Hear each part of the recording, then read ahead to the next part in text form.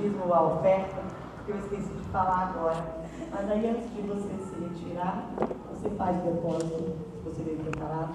Vamos estar orando para a gente passar para a palavra do Senhor, para a mensagem que o Senhor tem aos nossos corações, com o presbítero Mazinho, uma oração de intercessão pelas nossas mãezinhas, que hoje a gente teve o dia em comemoração a cada uma das mãezinhas. A gente sabe que o dia de manhã é todo dia, mas a gente tem um dia que a gente para poder almoçar junto, para poder estar comemorando essa data. Então o Mazinho vai fazer uma oração de intercessão por essas mães e também pela família lutada, meu irmão, dos Malaguetas, que a gente também esteve ali hoje à tarde. Deus possa consolar toda a família.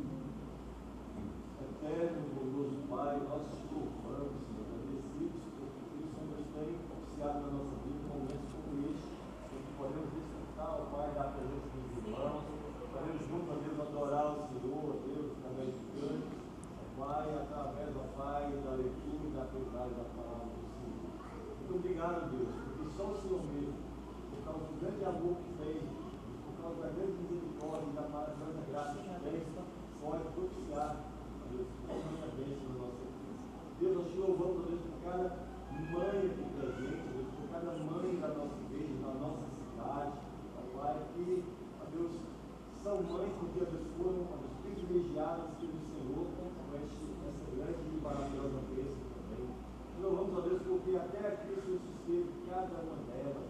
Ó Pai, quantas lutas, ó Deus, passaram, quantos dissabores, ó Deus, quantas dificuldades, e em todos os momentos que susteve, fortaleceu, Pai, deu a graça de superar. Pai, rogamos que seja assim, a Deus, em todos os dias da vida de cada uma delas, que em todo tempo, Pai, possa, a Deus, perceber e gozar, a Deus, da presença poderosa, maravilhosa e amorosa do Senhor. Pai, também queremos nessa hora lembrar, ó Pai, da família, ó Pai, do nosso tio, ó Pai, que perdeu a sua esposa. Que o Senhor seja com o Wilson, ó Pai, com toda a família Malagueta, ó Pai, e na tarde de hoje, no dia de hoje, a Deus, velado, a Deus, mãe, que você possa consolar cada coração. Que o Deus seja o alento, a Deus, que eles necessitam. Pai, que o Senhor seja, ó Deus, a presença, ó Deus, que eles, ó Deus, precisam, ó Pai, e que eles possam buscar unicamente no Senhor, o conforto e o fortalecimento. Assim nós pedimos, Deus, e pedimos ainda, ó Pai, que assim o Senhor nos abençoar até este momento. Continue, ó Pai, derramando sobre nós a tua graça, o teu favor, através, ó Pai, da ministração da tua palavra. Que, ó Deus, fale ao nosso coração. Pai, que, ó Deus, venha ao encontro da necessidade de cada uma de nós. Ó Pai, que ela venha nos transformando, que ela venha, ó Pai, revigorando o coração, que ela venha, ó Pai, restaurando vida para os nossos bens, para a glória do Senhor. Oramos e agradecemos em nome do nosso Senhor, Redentor e Salvador Jesus Cristo. Amém. Amém, Deus.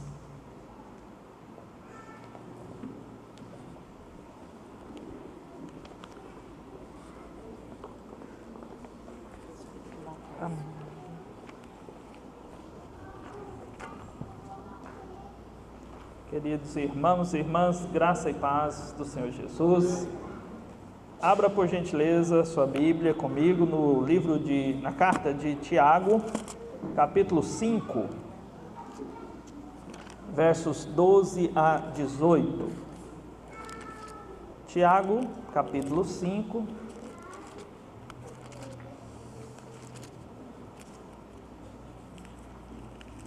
Nós estamos quase terminando a exposição de Tiago, onde o Senhor muito tem falado aos nossos corações através dos escritos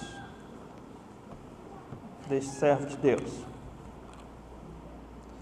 Nós leremos do verso 12 ao 18 do capítulo 5, Tiago 5, de 12 a 18.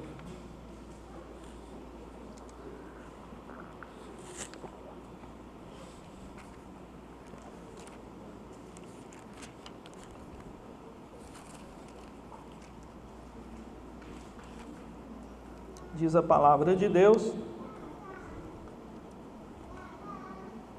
acima de tudo, porém, meus irmãos, não jureis nem pelo céu, nem pela terra, nem por qualquer outro voto. Antes, seja o vosso sim, sim, e o vosso não, não, para não cairdes em juízo. Está alguém entre vós sofrendo? Faça a oração. Está alguém alegre? Cante louvores. Está alguém entre vós doente? Chame os presbíteros da igreja, e estes façam oração sobre ele, ungindo-o com óleo em nome do Senhor. E a oração da fé salvará o enfermo, e o Senhor o levantará. E se houver cometido pecados, ser-lhe-ão perdoados. Confessai, pois, os vossos pecados uns aos outros, e orai uns pelos outros para serdes curados. Muito pode, por sua eficácia, a súplica do justo. Elias era homem semelhante a nós, sujeito aos mesmos sentimentos, e orou com instância para que não chovesse sobre a terra. E por 3 anos e 6 meses não choveu. E orou de novo, e o céu deu chuva, e a terra fez germinar seus frutos. Amém. Tiago está falando com irmãos que eram pobres e estavam sofrendo. Ele disse a eles que Jesus vai voltar como juiz e vai condenar os inimigos ricos que os oprimiam. E chamou esses cristãos a esperar a volta de Jesus com paciência, com firmeza no caminho de Deus e tendo cuidado com a língua. Agora, ele chega na última sessão da sua carta, aonde ele vai orientar os irmãos. Ele orienta de novo sobre o uso da língua. Ele orientou muito sobre o uso da língua ao longo da carta. Ele orienta os irmãos sobre a prática da oração, e ele orienta a igreja também a respeito de como deveriam tratar aqueles que se desviarem. Hoje nós falaremos apenas sobre a questão da língua e da oração, não vamos chegar a esse ponto de falar sobre como tratar os que se desviarem. Mas essas são as orientações finais de Tiago para a igreja. E o nosso tema de hoje será orientações para os cristãos que estão sofrendo. Orientações para os que sofrem. Quais são as orientações que Tiago deu para os irmãos que estavam sofrendo? Ele deu 3 orientações, ele deu algumas orientações, e a primeira delas é cuidado com a língua na hora do sofrimento. Ele diz no verso 12, não façam juramento nem pelo céu, nem pela terra, sejam verdadeiros no falar, para que vocês não caiam em juízo. Nós temos que olhar para esse versículo e perguntar, primeiramente, o que Tiago não está ensinando aqui. Porque às vezes a gente pode entendê-lo errado. Tiago não está ensinando aqui que todo tipo de juramento ou voto seja pecado. Se fosse pecado fazer votos ou juramento, Deus teria pecado, porque Deus fez juramento. Por exemplo, o Salmo 110, verso 4 diz: o Senhor jurou e não se arrependerá. Tu és sacerdote para sempre, segundo a ordem de Melquisedeque. É um salmo profético que fala sobre Jesus e diz que o pai jurou ao filho que ele seria sacerdote para sempre. E de fato Jesus é sacerdote que vive para sempre, orando por você e por mim na presença do Pai. Mas Hebreus também fala de Deus fazendo juramento. Eu quero convidar você para que você deixe marcado aí o Tiago. E logo antes de Tiago tem a carta aos Hebreus. Hebreus capítulo 6, verso 16, verso 17. Hebreus capítulo 6, verso 16 e verso 17. Diz assim: pois os homens juram pelo que lhes é superior, e o juramento, servindo de garantia para eles, é o fim de toda contenda. Por isso Deus, observe aí, por isso quem? Deus quando quis mostrar mais firmemente aos herdeiros da promessa a imutabilidade do seu propósito, se interpôs com quê? Com juramento. E nós temos alguns outros textos na Bíblia que falam de Deus fazendo juramento. Por exemplo, Deus fez um juramento a Abraão de dar a ele um filho e fazer com que a sua descendência fosse numerosa, e através do descendente de Abraão, todos seriam abençoados. Sabemos que era uma profecia sobre Jesus. Então Deus, Ele fez juramentos. Juramentos são momentos em que nós expressamos ou falamos algo como garantia. Votos e juramentos são momentos em que nós empenhamos nossa palavra como garantia de uma verdade que nós estamos falando. Então Tiago não está dizendo que todo juramento é pecado e que todo tipo de voto é pecado. Você e eu fizemos um voto a Deus diante da igreja quando nós nos entregamos a Jesus e confessamos a Ele, prometemos segui-lo. Foi um voto que nós fizemos. Você fez um voto, fez um juramento de ser fiel até a morte para sua esposa e para o seu esposo no dia do seu casamento. Todos nós fizemos juramentos, todos nós fizemos voto. A Bíblia não proíbe o voto, não proíbe o juramento. O que a Bíblia proíbe é juramentos feitos de maneira errada. Tanto Jesus quanto Tiago falaram sobre isso. Jesus, lá no capítulo 5, de 33 a 37, ele diz: olha, não jurem por aquilo, por isso, não jurem pela cabeça, pelo céu, pelo trono de Deus. Não jurem, vocês não têm poder nem sobre o cabelo de vocês para ficar branco ou preto. Vocês não têm poder, então não fiquem jurando. A sua palavra tem que ser sim e equivaler a sim, ou não, e o seu não precisa realmente equivaler a não. É o mesmo que Tiago está dizendo aqui: meus irmãos, não jurem pelos céus, nem pela terra, nem por qualquer outro voto. Antes seja o seu sim, sim, e o vosso não, não, para que vocês não caiam em juízo. O que Tiago está dizendo aqui é: não fiquem jurando à torto e à direito, porque vocês serão cobrados por Deus por aquilo que vocês falam.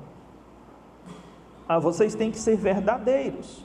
O que Tiago está proibindo é jurar fazendo mau uso da língua, é fazer juramento falso, é fazer juramento precipitado, sem pensar direito no que eu estou jurando e depois arrepender. O que Tiago está proibindo são juramentos banais. É aquela pessoa que tudo que fala tem que fazer um voto, um juramento. Significa que a palavra dela não tem peso, não é uma palavra verdadeira. E aí que está o pecado. É quando a minha palavra não é uma palavra verdadeira, não é uma palavra confiável. Então, Tiago está ensinando o seguinte: sejam confiáveis, porque senão Deus trará julgamento sobre vocês. Não saiam por aí jurando por qualquer motivo, não saiam por aí jurando sem pensar direito no que vocês estão prometendo. Cuidado com o que vocês falam, porque Deus vai cobrar de você aquilo que você fala e aquilo que você e como você fala. Os irmãos estavam sofrendo muita opressão. Você se lembra que alguns desses trabalharam nas lavouras dos grandes fazendeiros, e os grandes fazendeiros não pagaram eles e ainda estavam processando eles diante dos tribunais. Então era uma situação de pobreza, era uma situação de opressão, era uma situação muito difícil.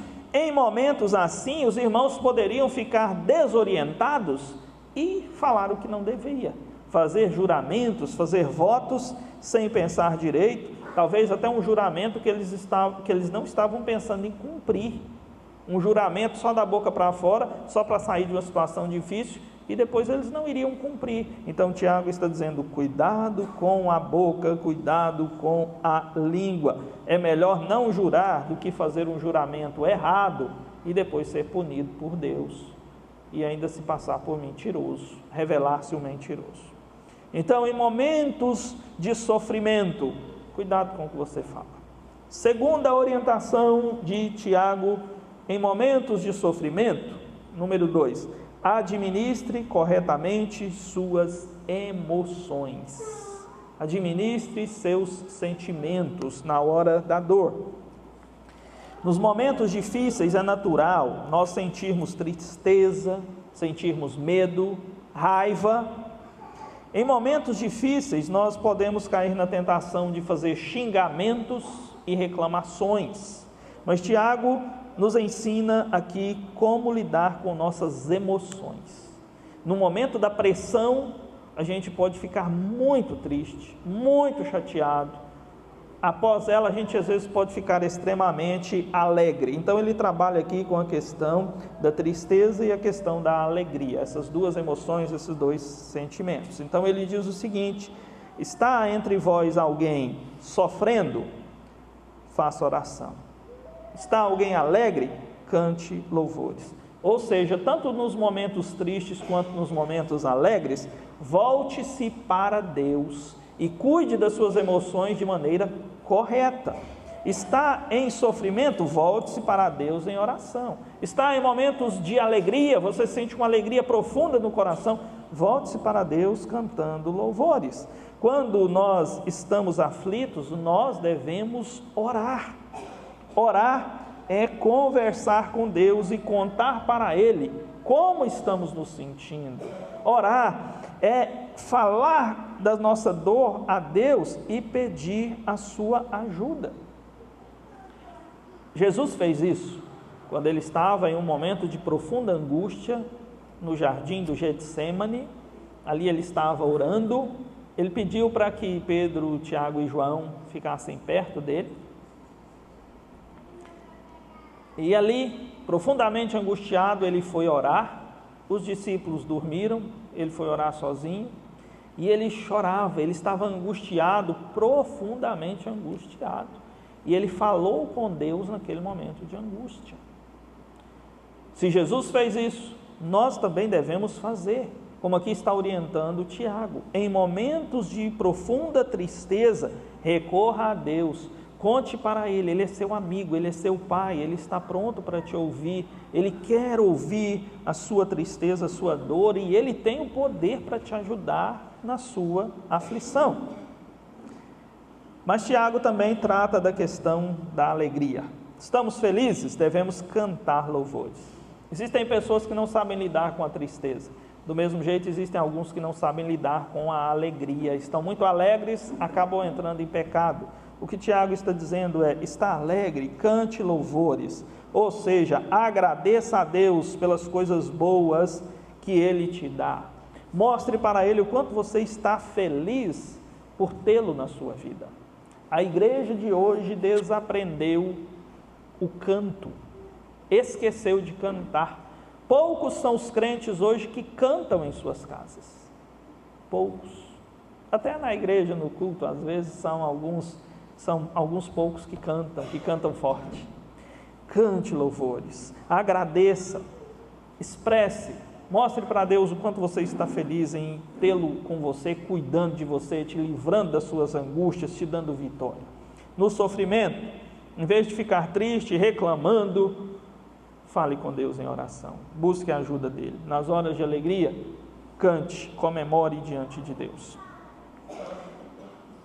Em todos os momentos, sejam eles bons ou ruins, Deus quer que nós nos aproximemos dEle. A forma de você se aproximar dEle na tristeza é orando, clamando.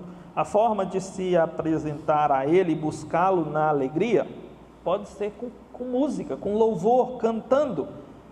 Mas em todas as situações, não deixe as suas emoções te levarem para o pecado, te levarem para longe de Deus.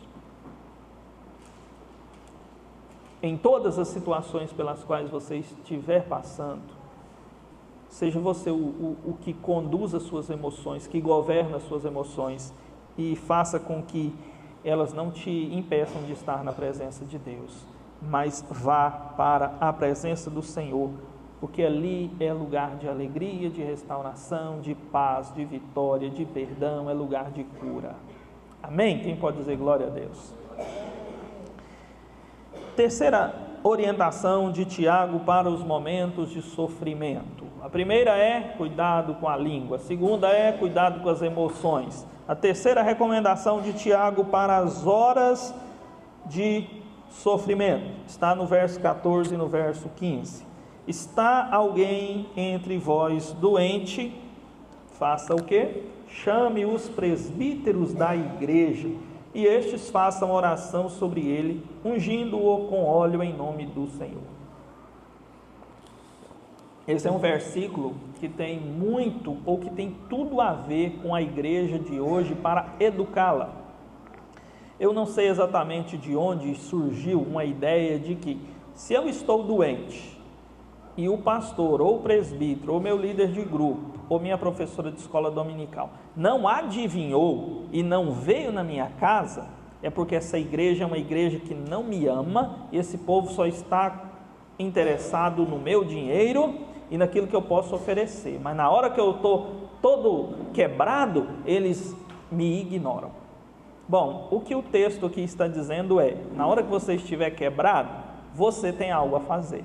Você tem que fazer contato ou mandar um recado para o presbítero da igreja e dizer: estou fraco, por gentileza, venha me visitar.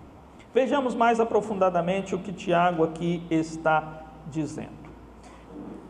Quando ele diz: está alguém entre vós doente, a expressão aqui, de acordo com o Dr. Augusto Nicodemos, essa palavra doente aqui significa estar sem forças, estar muito fraco.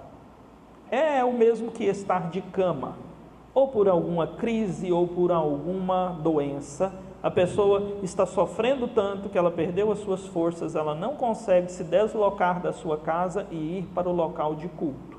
Se a pessoa está nessa situação, ela deve fazer contato com os presbíteros para que venham até a sua casa e ore por ela. Quem são os presbíteros? Os presbíteros são aqueles que pastoreiam a igreja, que cuidam da vida espiritual do rebanho.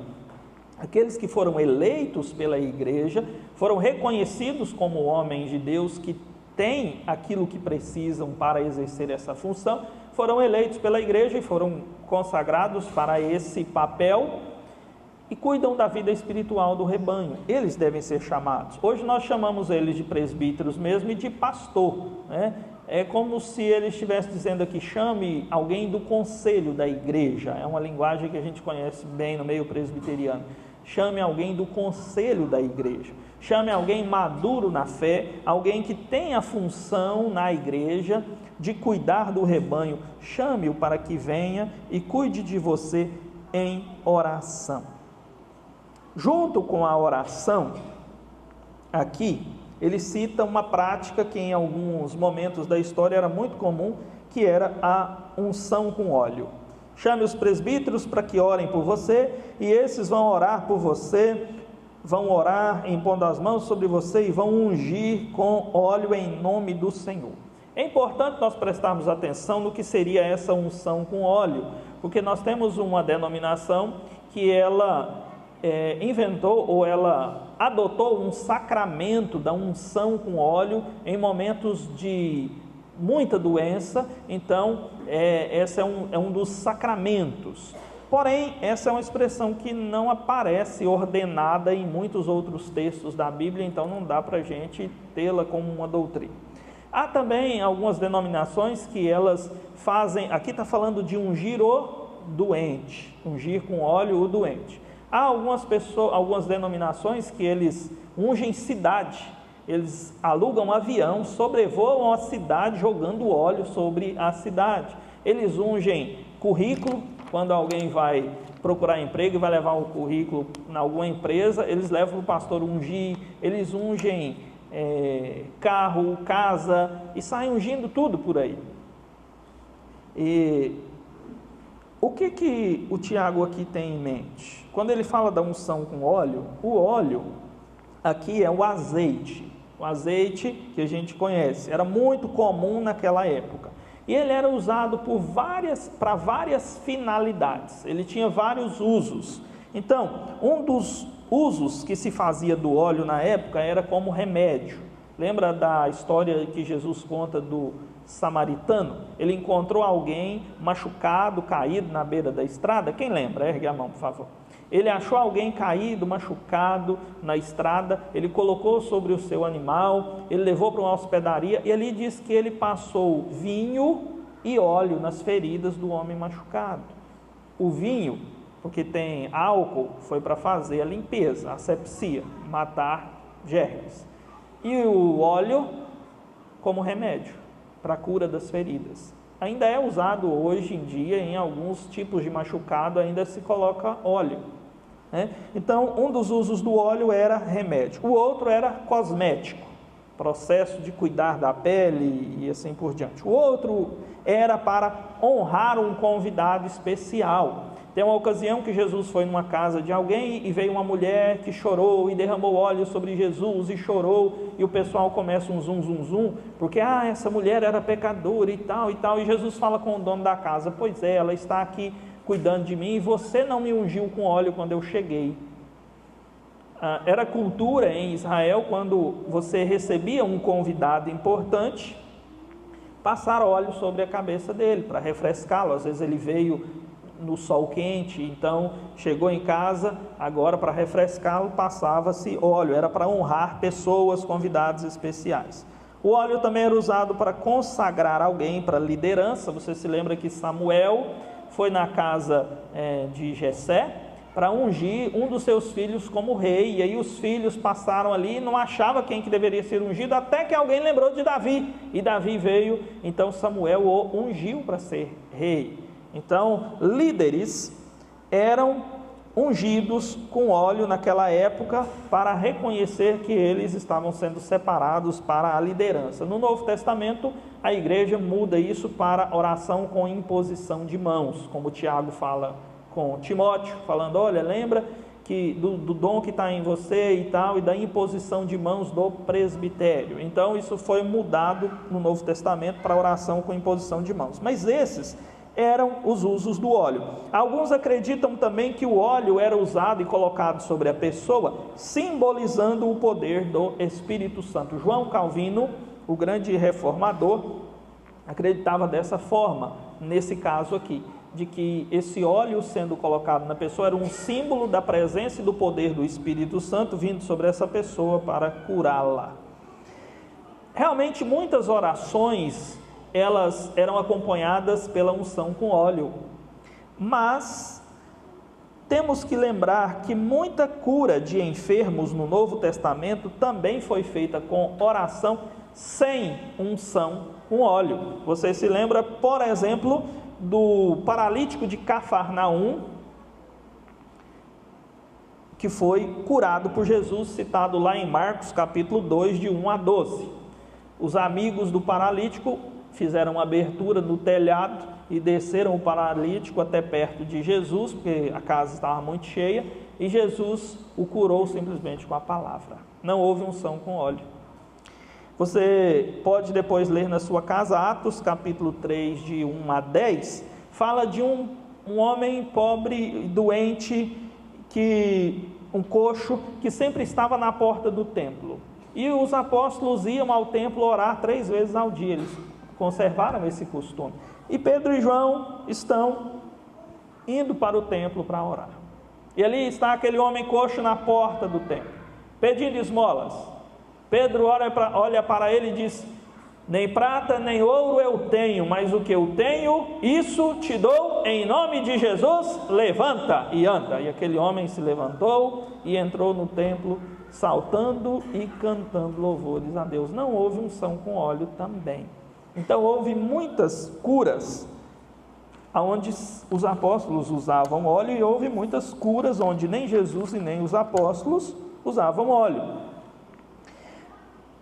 Quando nós olhamos para esse texto, ainda que ele cita o óleo, você vai perceber que a ênfase aqui não está na unção com óleo, está na oração. Por que eu sei disso? Você lembra que recentemente nós falamos que Tiago, sendo um judeu, ele usava repetições para dar destaque, para dar ênfase no assunto. Vamos fazer umas continhas aqui? Volta aí no capítulo 13, capítulo 5, versículo, capítulo 5, verso 13. Vamos ver quantas vezes aparece a expressão oração.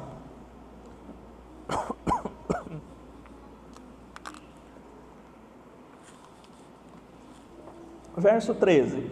Está alguém entre vós sofrendo? Faça o quê? Oração. Uma vez. Verso 14. Chame os presbíteros e estes façam oração sobre ele. A oração apareceu já 2 vezes. Verso 15. E a oração da fé. A palavra oração já apareceu quantas vezes? 3. Agora, verso 16. Confessem seus pecados uns aos outros e orai uns pelos outros. Quantas vezes? 4 vezes. Ainda tem outra palavra que é oração aqui no verso 16. Olha aí, ó. A súplica do justo, muito pode. Súplica também é oração, é quando eu estou pedindo a Deus. Já apareceu 5, né? Agora, verso 17. Fala aí que Elias era sujeito aos mesmos sentimentos que nós e orou. Depois diz que Elias orou de novo no verso 18. Se eu não errei as contas, a expressão oração aparece, o tema oração aparece 7 vezes no contexto aqui. 7 vezes. E a unção com óleo aparece quantas vezes? 1. Então, onde está a ênfase? Qual é o assunto que Tiago quer destacar? Oração ou unção com óleo? Oração. Oração. Ah, mas é pecado ungir um doente? Não é. Ah, mas é mandamento e toda vez que eu tiver alguém doente, tem que fazer a oração e a unção com óleo, que senão a oração vai ser menos eficaz? Não. Não. A ênfase é ore, busque a Deus. Então, nós vimos já 3 orientações de Tiago para os irmãos que estão sofrendo. Primeiro, cuidado para não falar o que não deve. Segundo, use adequadamente suas emoções, sua alegria, sua tristeza, põe as emoções no lugar certo. Depois, 3, nas horas de fraqueza, chame a liderança da igreja, avise que você não está bem, mande uma mensagem, ligue, peça para alguém avisar, e diz, não estou bem, fala com o pastor, fala com o presbítero, vem aqui orar por mim, que estou muito fraco, estou acamado, estou muito fragilizado, preciso de apoio espiritual. 5ª recomendação de Tiago para irmãos que estão sofrendo. Nas horas de sofrimento, lembre que Deus ouve e atende. Desculpa, pulei para 5. A 4ª recomendação. Nas horas de sofrimento, acerte sua vida com Deus. Repete comigo, por favor. 4ª recomendação. Nas horas de sofrimento, acerte sua vida com Deus. Ele diz aqui que nós temos que corrigir ou acertar com Deus 2 coisas. A nossa confiança nele e a nossa comunhão com ele. Confiança é acreditar em Deus e honrar a ele como Deus. E consertar a minha comunhão significa sair do pecado e me voltar para Deus. É o que ele vai falar agora no verso 15 e 16. Primeiro ele fala sobre acertar minha confiança com Deus. Tiago disse aí o seguinte, ele falou sobre a oração da fé. Chama o presbítero, ele vai orar por você, e a oração da fé vai curar, vai salvar. A oração da fé muito pode. Não é qualquer oração, é uma oração feita com total confiança em Deus, acreditando que Ele pode agir e vai agir. Assim interpreta essa expressão o Dr. Augusto Nicodemos. Oração da fé é uma oração cheia de confiança de que Deus pode agir e vai agir. A oração deve ser feita dessa forma. Quem faz a oração? Os presbíteros.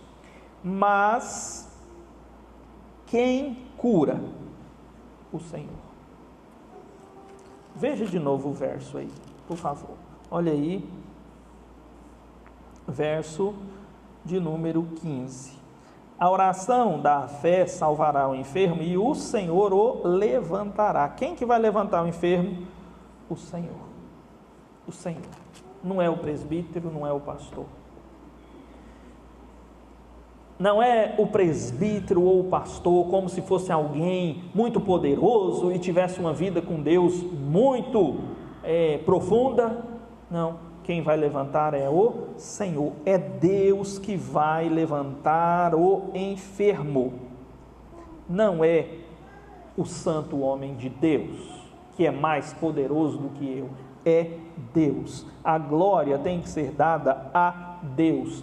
Eu não vou ficar refém do santo homem de Deus. Porque a oração dele é muito perigosa, levantou um ali, então pode até matar, eu tenho que ficar agradando e adulando o santo homem de Deus, não, é Deus, o poder está em Deus. Por que a oração é poderosa, eficaz e cura? Não é por causa do que ora, é por causa de quem ouve a oração, e quem ouve a oração é o Deus Todo-Poderoso. É por isso que a oração é forte, porque ela é feita a um Deus forte e todo-poderoso. O poder aqui não está no homem. O homem aqui é o instrumento que foi e que orou pelo enfermo, mas o poder que o levantou foi o poder de Deus. Eu tenho que manter a minha confiança em Deus, não no homem, ainda que ele tenha sido usado por Deus no meu processo de cura. Outro ponto muito importante que Tiago aqui nos ensina é a necessidade de consertar a nossa vida com Deus. E eu vou consertar minha vida com Deus na hora do sofrimento, confessando os meus pecados. Confessai os vossos pecados uns aos outros. Confessar significa admitir abertamente que eu errei e que Deus tem razão quando Ele diz que eu sou pecador. E que Ele tem razão quando Ele diz que eu cometo falhas terríveis. Isso é confessar: Senhor, eu errei, eu fiz coisas horríveis que quebraram os seus mandamentos, e o que eu fiz de errado foi isso. Confessar pecados.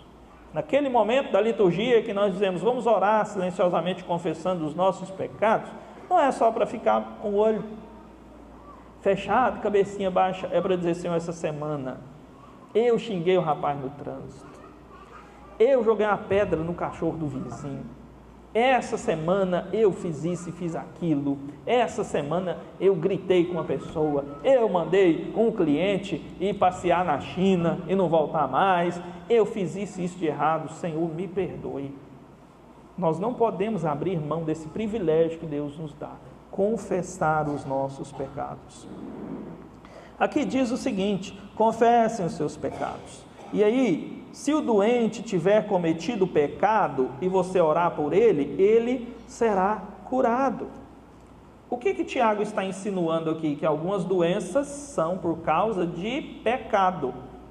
Não é toda doença que nós temos que é por causa de algum pecado específico. Às vezes você, estou com dor de dente. Qual foi o pecado que eu cometi essa semana que trouxe essa dor de dente? Sei, comi muito doce, sou diabético, então pequei contra Deus e contra o meu organismo, tendo comido doce, e por causa disso, Deus tocou no meu dente. Não é assim. Nem toda doença é por causa de um pecado específico. Nós estamos em um mundo corrompido e somos fracos por causa do pecado que entrou no mundo, e isso fez de nós pessoas fracas, sujeitas a adoecer. Às vezes eu estou doente porque o meu organismo é fraco, não tem resistência contra alguma coisa, e essa doença tem que me lembrar que eu sou pequeno, que eu sou fraco. Porém, existem casos que algumas enfermidades podem sim ter origem nos meus pecados. Eu vou citar duas para você. A carta de Paulo aos Coríntios, Paulo está usando essa carta, a primeira, para tratar do pecado na vida da igreja. Aquela igreja era muito imoral. Havia casos de envolvimento, de adultério entre jovens com madrasta dentro da igreja. Aquela igreja, os crentes processavam uns aos outros no tribunal, eles não conseguiam resolver suas diferenças. Havia desunião, desrespeito até com a ceia. Alguns chegavam, a ceia acontecia na ocasião de um jantar, alguns chegavam e comiam tudo e tomavam o vinho e ficavam bêbados, e não sobrava vinho para o outro tomar uma porçãozinha na hora da ceia. Alguns empanturravam, e o pobre que não tinha comida e ia comer na igreja, ficava com fome. Então tinha muito pecado na igreja de Corinto, e Paulo fala no capítulo 11, de 28 a 32, ele diz: olha, vocês têm que tomar cuidado na hora da ceia. E aí ele fala assim: eis a razão, porque há muitos entre vós fracos, doentes, e não poucos que dormem. Fraqueza, doença e morte.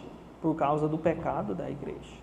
Mas você leu recentemente na escola dominical, mas eu queria que a gente lesse agora de novo, por favor, Apocalipse 2, de 22 a 23. Apocalipse 2 é o último livro aí da sua Bíblia. Capítulo 2, verso 22 e 23. Temos aqui um outro caso em que a doença se deu por causa de pecado. Havia uma falsa profetisa nessa igreja e ela conduzia alguns à prostituição, e o Senhor está corrigindo a igreja, corrigindo essa mulher, e aí diz no verso 22 e 23, Apocalipse 2, 22 e 23, quem encontrou por gentileza sinalize dizendo amém. Amém. Leia comigo. Eis que a prostro de cama, bem como em grande tribulação os que com ela adulteram, caso não se arrependam das obras que ela incita. Matarei os seus filhos, e todas as igrejas conhecerão que eu sou aquele que sonda mentes e corações, e vos darei a cada um segundo as vossas obras. Por que Deus está sendo tão rígido? Olha o 21. Dei-lhe tempo para que se arrependesse. Ela, todavia, não quer arrepender-se da sua prostituição. Veio a palavra de Deus, falou com ela, ela não quer se arrepender, ela vive no pecado, ela leva os membros da igreja também, junto com ela, para a prostituição. O Senhor diz, olha, eu vou prostrá-la de cama, grande tribulação na vida dos que estão com ela, e alguns aí vão morrer. Por quê? Por causa do pecado continuado, onde não há arrependimento, o pecado prolongado, a gente chama isso aqui de rebeldia, ou obstinação, ou dureza de coração, ou dureza de cerviz, dureza de coluna, a pessoa que não consegue se dobrar, uma pessoa dura, de cabeça dura, que não se arrepende, não abre mão do que acha que tem que fazer, mesmo que saiba que isso é pecado. O Senhor está dizendo, vai ficar doente, vai ficar de cama, vai morrer. Então, sim, há coisas que às vezes sofremos, doenças que às vezes sofremos por causa de pecado que nós cometemos. E na hora que eu estou doente, eu tenho que chamar a minha liderança para orar por mim. E confiar no poder de Deus, não no poder da liderança. Mas nessa hora da doença eu tenho que confessar: Senhor, os pecados que eu tenho cometido são esse. E pedir o perdão de Deus. E aí Tiago também diz, confessem seus pecados uns aos outros e orem uns pelos outros para serem curados. A igreja também deve participar dessa oração, não só os líderes. Quando é que eu devo confessar os meus pecados para outra pessoa? Em duas ocasiões. Uma delas é quando eu pequei contra a pessoa. Então, eu fui lá e briguei com o presbítero Erlen e falei um monte de coisa e mostrei dedo para ele. Pequei demais. Ainda mais que contra o tio Erlen.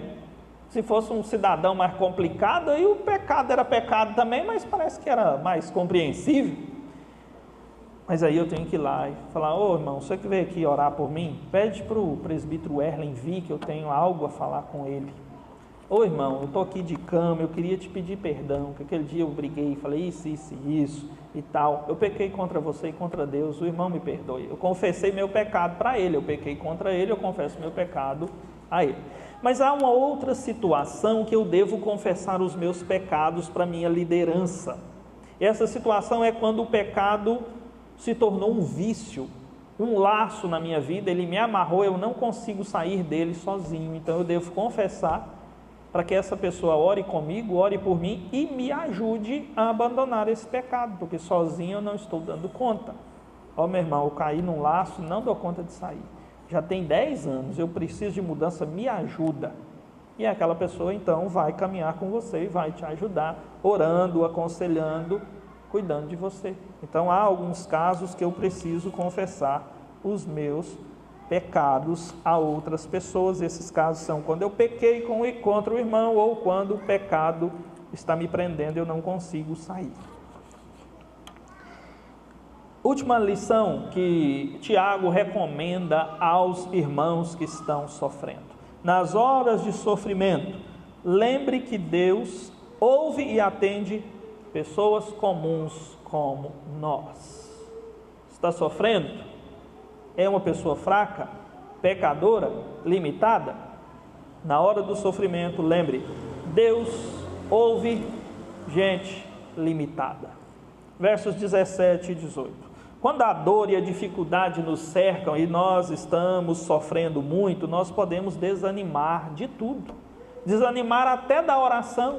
Pensamos que Deus está longe, não me ouve mais, que eu não sei nem orar direito, que eu não tenho nem força e não dou conta, e não vai adiantar orar, porque eu sou uma pessoa tão errada e tenho uma vida tão bagunçada, e aí a gente se desanima da oração.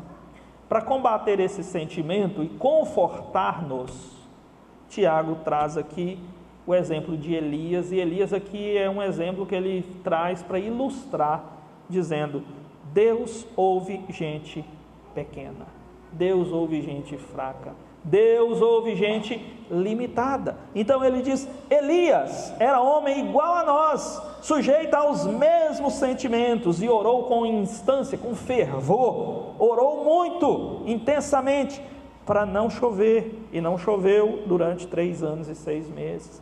Depois ele orou outra vez, e o céu deu chuva, e a terra produziu seus frutos. Ele está citando o exemplo de Elias, que foi mencionado no primeiro livro de Reis 17, e também no primeiro Reis 18, de 41 a 46. O povo de Deus pecou muito, muito, e não se voltava para Deus. Alguns profetas de Deus foram mortos. O próprio país usava o dinheiro dos impostos para pagar falsos profetas, para profetizar por Baal. Era o rei Acabe e a rainha Jezabel. E Elias lembra da palavra de Deus, do livro de Deuteronômio, que diz que o Senhor abençoaria o povo quando eles fossem fiéis. Mas se o povo fosse infiel, Deus traria ferida na pele, a vaca ia perder a cria, tudo ia dar errado. E uma das coisas que ia ter problema na vida deles é que a chuva sumiria, não teria chuva. Então Elias chegou e disse: não vai chover, porque vocês estão totalmente corrompidos no pecado. E ele foi para sua casa e: Senhor, sua palavra diz que se o povo for rebelde e não deixar o pecado, não vai ter chuva. Então, Senhor, segura a chuva, segura o céu, não deixa que a chuva venha. E orou mesmo. E a chuva não veio. Depois ele disse: o Senhor vai mandar chuva. E a chuva realmente veio. Mas Tiago diz: Elias era um homem semelhante a nós, sujeito aos mesmos sentimentos. Elias era um homem comum, ele não era alguém especial, super-herói, era alguém comum, igual a você, igual a mim, sujeito às fraquezas e emoções que nós também temos. Você, quando olha para a história de Elias, vai perceber que Elias teve medo, sofreu cansaço extremo, desânimo, depressão, desistiu da vida, pediu para Deus trazer a morte para ele, que ele já não aguentava mais aquela situação. Era um homem limitado, porém um homem que orou intensamente, e Deus o ouviu, porque o seu Deus, o meu Deus, é o Deus que ouve pessoas fracas, pessoas limitadas, pessoas que não são superpoderosas, pessoas pequenas, pessoas complicadas. Ele ouve porque é um Deus de graça, poder e misericórdia. Bendito seja o Senhor. Nas horas de sofrimento, lembre-se da história de Elias e sinta-se encorajado. Se Deus ouviu um homem limitado, Ele pode ouvir você também. Pode ouvir a mim também. Não devemos nos sentir desqualificados para orar, porque Deus é um Deus que ouve pessoas que ficam confusas, que tomam decisões erradas. Ele ouve porque é um Deus de graça e misericórdia. Meus irmãos, nós vimos hoje algumas orientações que nosso irmão Tiago deu para pessoas que estão sofrendo. Cuidado para não falar o que não convém. Direcione suas emoções para Deus. Chame seus pastores, seus líderes da igreja para orar por você e com você quando você estiver fraco, estiver doente, estiver acamado. Ore, não pare de orar. Confesse os seus pecados.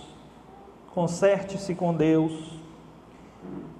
Não fique deixando para amanhã, principalmente se você estiver doente. Confesse e busque o Senhor, porque Deus é o Deus que pode curar e pode te levantar da cama, mas Ele também pode escolher te levar na hora que você estiver doente. É claro que muita gente não está doente e morre, mas Deus pode te levar na hora que você estiver doente. Então, conserte-se e fique pronto, preparado para você comparecer diante de Deus sem consciência pesada. Que o Senhor nos ajude em nossas dores e que a nossa confiança esteja totalmente depositada nele até que Cristo venha. Sejam momentos de alegria, sejam momentos de tristeza, que os nossos olhos estejam sempre no Senhor, totalmente voltados para Deus. Amém? Vamos orar, se for possível, fique de pé e oremos ao Senhor.